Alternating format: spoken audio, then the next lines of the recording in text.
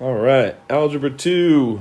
We are looking at a little more of what we've talked about already, but some of this is a little new.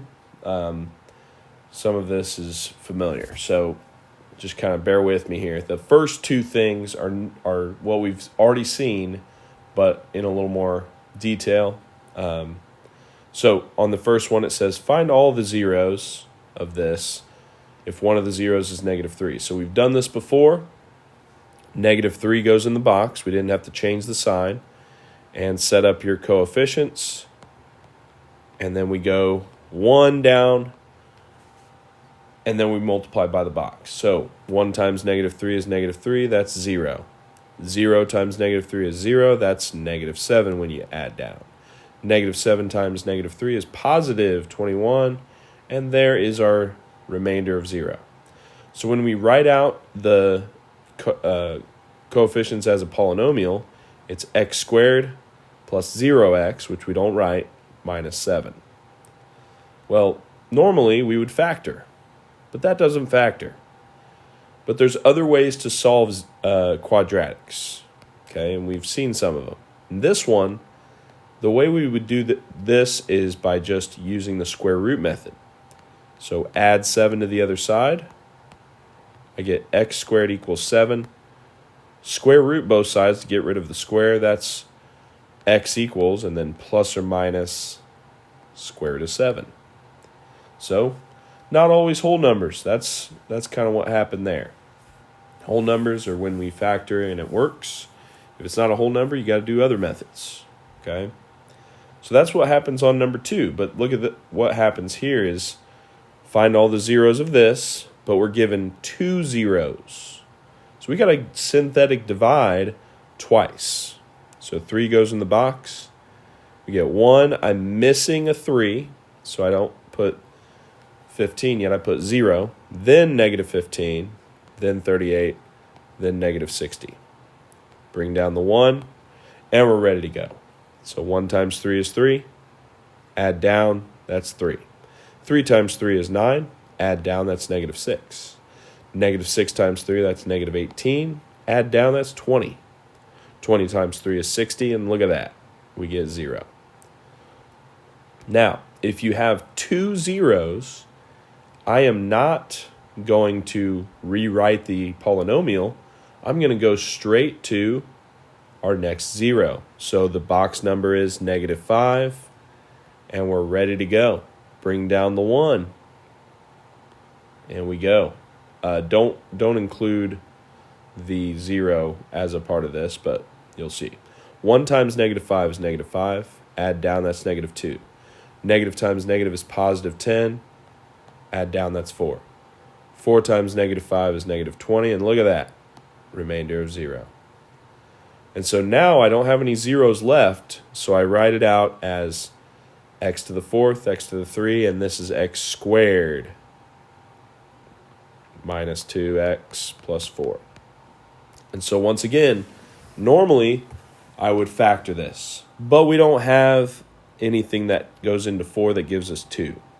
So in this case, we got to do old reliable, which is the quadratic formula. Okay? So that's x equals -b plus or minus big square root of b squared minus 4ac all over 2a. So b is first, -2 for both spots. A is next, that's 1, and 4 is last. So we've got positive 2 plus or minus square root of something over 2. When you work this out, we end up with -12. And so we want to break that down. First of all, if there's a negative, I comes out. And then if I break down 12, remember we're looking for pairs. So 2 times 6, 2 times 3, there's a pair of 2's. So it becomes 2 plus or minus 2i, and then that 3 is left inside. So if you ever have something like this where you have 3 things that have all of the common divider, You can divide all those by 2 to get 1 plus or minus 1i square root of 3 over 1, but I don't need the 1 on the bottom. And so that would be the other two zeros. Find all the zeros, including imaginary ones. Okay? So, on to the back side, and this is the new concept that we are going to talk about. Write the original polynomial based on zeros. So given that 3 and 7 are roots, again, roots, same as zeros, of a polynomial, write the equation. So if I know that 3 and negative 7 are roots, I know the factors are the opposite. X minus 3, x plus 7. And so I literally just put those into an equation like this. And that's it. But we got to simplify it, which means we're going backwards. We're going to multiply it out. And so I get x times x is x squared, x times 7 is 7x. Negative 3 times x, negative 3 times 7 is negative 21. Add those together, we get x squared plus 4x minus 21. Y equals that final answer. Okay? All right. So, kind of the same thing on number 4. Okay? This time I have 3 of them. Okay? Now, when you set these parentheses up, I've got y equals x minus 2, x plus 5, x minus 1.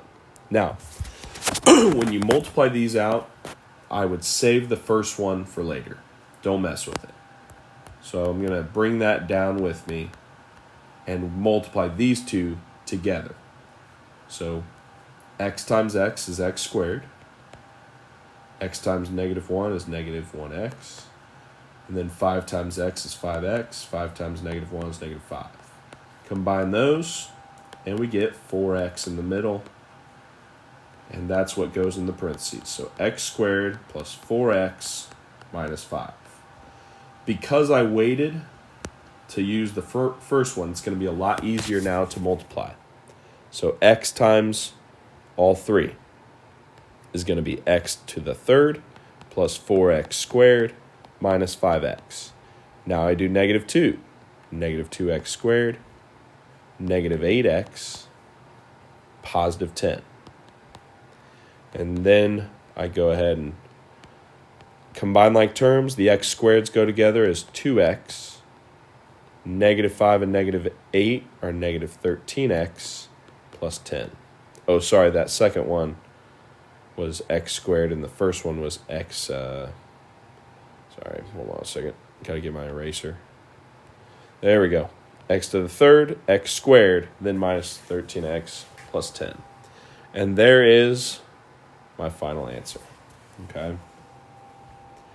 So, that's about it. Now, I'm going to go through this last one because I'm a nice person, and you might see something like this on a bonus. But what you want to do is put the opposite signs together. Okay? And you'll see why here in a second. So x minus 1, x plus 1. And then the other two. X minus 1, x plus 1. So what we're going to do here is I'm going to multiply 2 at a time, opposite signs. Okay? So for the first one, I've got x times x squared, x times 1, 1x, negative 1x, negative 1. Look what happens to those two. They cancel. Okay? Then you do the same thing over here. It's the same thing, so I'm not going to rework it out. It's going to be the same thing. X squared plus 1x minus 1. They cancel again. So what I have is x squared minus 1 times x squared minus 1. And so if I work that out, x squared times x squared is x to the fourth minus 1x squared minus 1x squared again. Negative times negative is positive 1. So combine like terms, and you get x to the fourth minus 2x squared plus 1, final answer. So there's my final equation. Okay? So that's it for original polynomial. Take the zeros, make them factors, multiply it out. Go ahead and you're going to get a benchmark review, work on that.